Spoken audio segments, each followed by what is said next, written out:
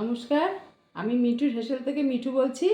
অনেক দিন বাদে মিঠুর হেসেলে ঢুকলাম। অনেক দিন মিঠুর হেসেল থেকে বাইরে ছিলাম। আজকে আমি দেখাবো মোচার কোপ্তা। সবাই প্রায় জানেন মোচার কোপ্তা কীভাবে রান্না করতে হয়, কিন্তু এই মোচার কোপ্তাটা একটু অন্যরকমভাবে করব। আপনারাও চেষ্টা করে দেখবেন। আর একটু হলুদ দিয়ে এই মোচাটাকে সেদ্ধ করে নেব। হলুদটা দিলাম এই কারণে যাতে মোচাটা কালো হয়ে না যায়। তারপরে এটাকে কোপ্তা বানাবো। মোচাটা সেদ্ধ করে নিয়েছি, এবার মিক্সিতে গ্রাইন্ড করে নেব।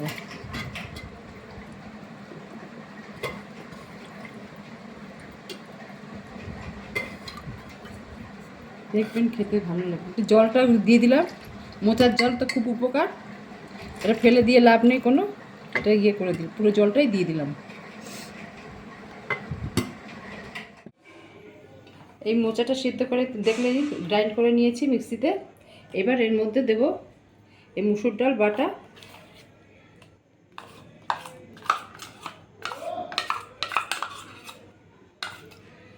পুরো মুসুর ডাল বাটাটা দিয়ে দিলাম। আর দেব একটু সামান্য রাওয়া আটা। অনেকে বেসন দেয়, কিন্তু আমি এখানে রাওয়া আটাটা ইউজ করছি।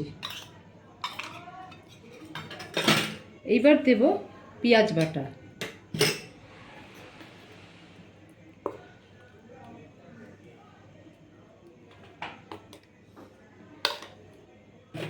লঙ্কা বাটা,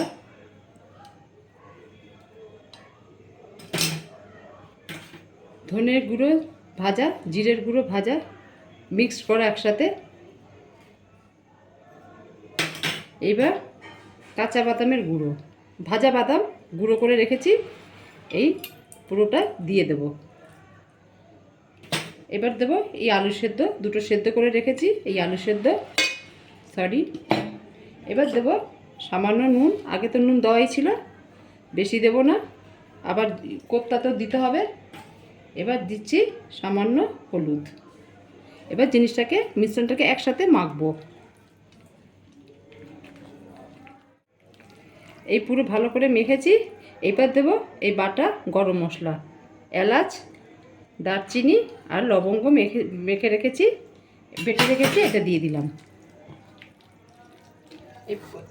এবার এই পেস্টটা, পুরো মিশ্রণটাকে, এটাকে ভালো করে তেলে নেড়ে নিলাম। এবার কোপ্তাগুলো বানাবো, একটু ঠান্ডা হোক। এবার এই কোপ্তাগুলোকে ভাজবো।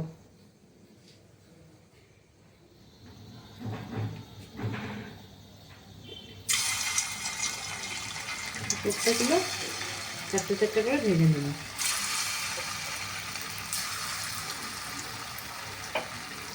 এই তেলেই পেঁয়াজ বাটা দিয়ে ঝোলটাকে বানাবো কোপ্তা। একটু পেঁয়াজ বাটা বেশিই দেবো, কারণ গ্রেভিটা বানাতে হবে।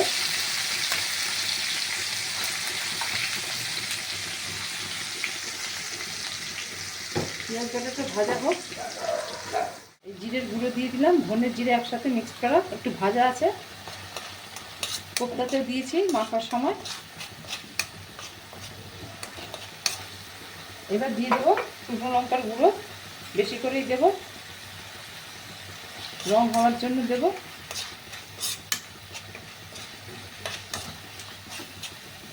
এবার দেবো নুন, নুনটা খুব বেশি দেব না।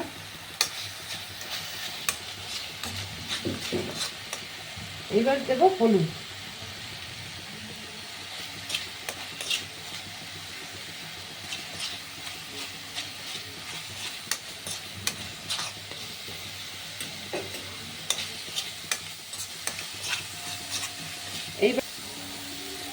এবার দেব সামান্য পরিমাণে জল। এটা মাখামাখাই হবে।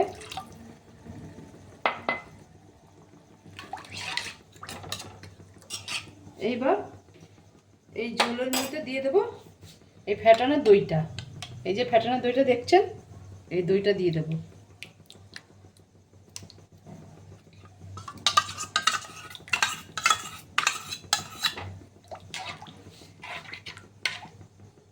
এই দইটা দিয়ে দিলাম, কাচিয়ে দিয়ে দিই। এবার ঝোলটা সামান্য ফুটুক, তারপরে কোপ্তাগুলো দিয়ে দেবো। এবার এই ভাজা কোপ্তাগুলো দিয়ে দেবো।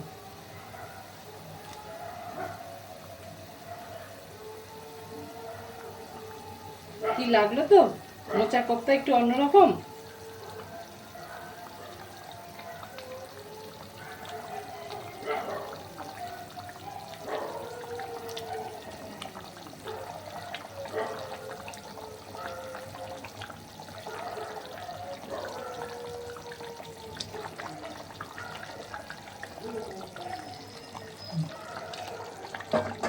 এবার আমি আগে তো কিছু সম্বার দেইনি, আপনি দেখেছেন আপনারা।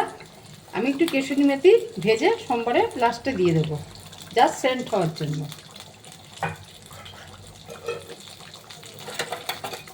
একটু ভাজবো।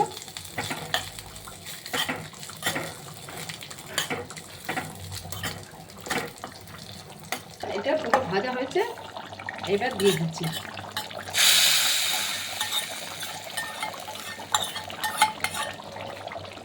একটু সেন্ট হবে।